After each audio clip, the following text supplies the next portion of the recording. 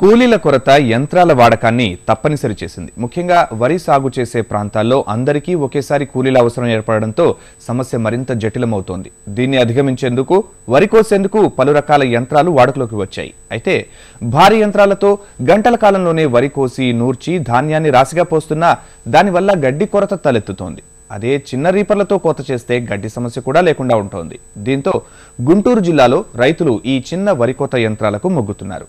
బాపట్లలోని వ్యవసాయ ఇంజనీరింగ్ కళాశాల ఎప్పటికప్పుడు రైతుల అవసరాలకు తగ్గ చిన్న యంత్ర పరికరాలను రూపొందించి రైతులకు అందిస్తోంది.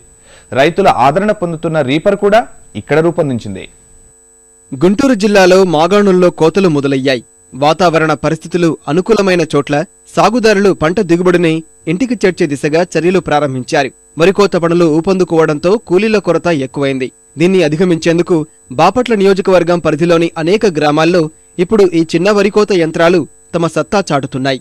ఈ తేలికపాటి వరికోత యంత్రాలతో కోత చేయడం వల్ల పన పలచగా పడి తొందరగా ఆరిపోతుందని, గడ్డి వృధా కాకుండా ఉండడం వల్ల ఇదే తమకు ఉపయోగంగా అనిపిస్తుందని అంటున్నారు రైతులు. ఈ మిషన్ వల్ల రైతులకి చాలా ఉపయోగం ఉందండి. ఈ యొక్క మిషను ఎకరానికి వచ్చేసేసి 2200 2500 తీసుకుంటారు కోతకు వస్తే మనుషులు.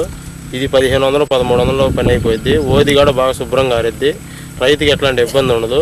గడ్డి గడ వేస్ట్ అవ్వదు. ఎకరానికి ఇది గంట బావులో కోసేసేస్తుంది. కూలీలు బాగా డిమాండ్ అయిపోయింది. కూలీలు కూడా దొరకట్లేదు. అందువల్ల ఈ మిషన్ బయట నుంచి పిలిపించుకొని వచ్చి మేము చేయించుకుంటున్నాం.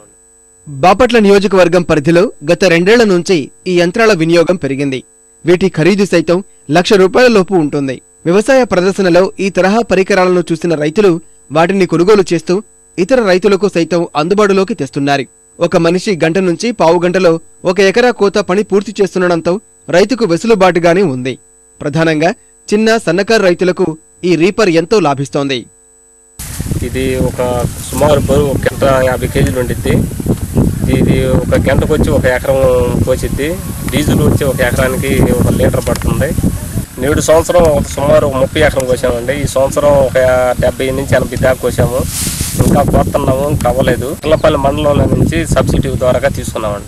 ₹1,15,000 తీసుకున్నామండి. 50,000 సబ్సిడీ పోయింది. మాకు 70,000 కిట్టిందండి. నేడు సంవత్సరం తీసుకున్నాం. ఇప్పుడు 2వ సీజన్ చేస్తుంది. బాపట్ల మండల శివారులోని పిన్నబోయిన వారి పాలెం, నందిరాజు తోట, పాండురంగాపురంతో పాటు కర్లపాలెం మండలంలోని అనేక గ్రామాల్లో ఈ యంత్రాలు ఇప్పుడు విరివిగా పనిచేస్తున్నాయి. కలుకోవడం అంటే బాగా బురద నేలలో అయితే పోయిద్దండి. కొంచెం బురద అయితే కోసేసిద్ది. కొన్ని నేలలో అయితే ఇంకా బాగా తిరిగిద్దండి. పోయిన సంవత్సరం కొన్నామండి. పోయిన సంవత్సరం ఒక 50 ఎకరాలకు వచ్చింది. ఈ సంవత్సరం వచ్చి ఒక 70 ఎకరాలకు వచ్చిందండి. మాకు ఈ సంవత్సరంతో బండి ఖర్చులు మొత్తం అయిపోయి ఒక 20,000 మిగులుతాయండి మాకు. దీనివల్ల లాభమే ఉంది కానీ నష్టం లేదండి. ఏదో చిన్న రిపేర్లు వస్తాయి, అవి మేమే చూసుకుంటాం. బాపట్ల వ్యవసాయ ఇంజనీరింగ్ కళాశాల విద్యార్థులు సైతం ఈ యంత్రాల వాడకం ఉపయోగాలను క్షేత్రస్థాయిలో పరిశీలించారు. రైతులకు ఎక్కువగా మేలు కలుగుతుందన్నందున భారీ ఖర్చుతో కూడిన పరికరాలకు బదులు చిన్నపాటి ఈ తరహా యంత్రాలను మరింత ఎక్కువగా అందుబాటులోకి తీసుకువచ్చేలా తమ వంతు కృషి చేస్తామంటున్నారు. ఆపరేషన్ కాస్ట్ ఇప్పుడు కోతలకు అయ్యే ఖర్చు బాగా తగ్గించవచ్చండి.